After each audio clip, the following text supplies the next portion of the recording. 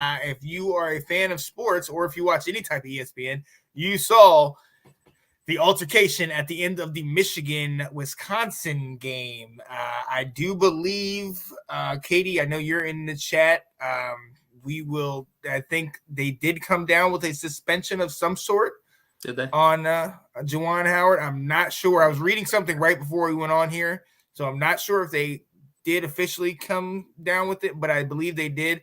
But there was also a couple players that threw punches after that. I mean, what do you have any thought on that? Or that's tough, man. I mean, I obviously saw it. It's something that's massive. Anytime a brawl breaks out like that, it's kind of a big deal. I think it is on Juwan Howard. I mean, he's the coach. I understand that the other guy put his hands.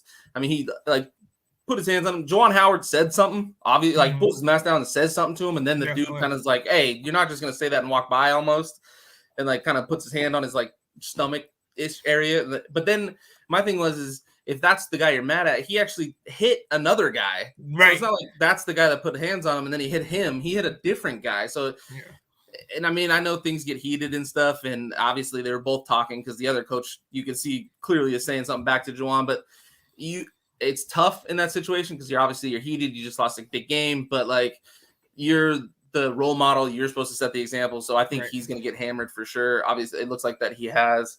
And then obviously all the players are going to defend their coach. So they're going to jump in. It sucks because they're going to get in trouble for it.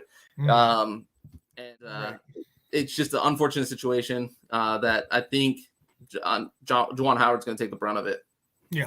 I definitely agree with you. And I mean, let's be honest. A couple of things are at play here. First, last year they were, leading the Big Ten. They were dominating. This year they're 14-10. And they're on the bubble. We don't even know if they're going to make it out of. They're going to have to win the Big Ten tournament. We don't even know if they're going to make it out of the Big Ten to actually get into into March Madness. And let's add a little bit more context. The game was a blowout. So late in the game.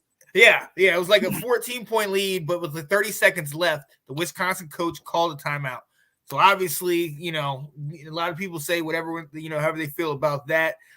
Definitely something that wasn't necessary.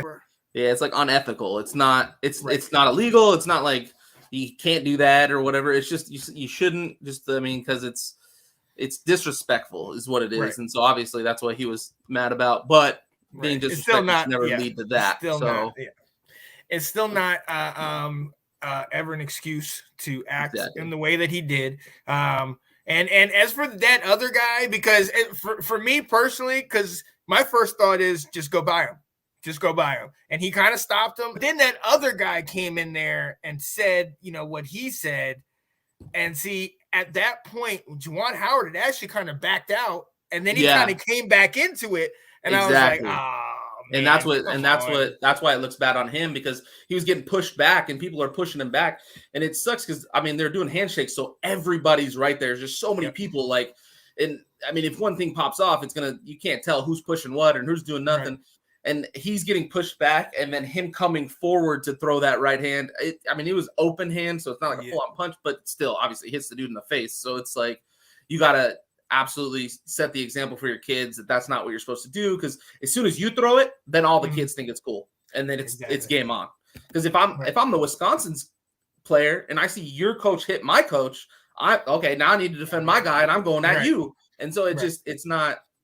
It's got to be on Juwan, just because he's got to be the one to set the example. Unfortunately, he threw the first punch.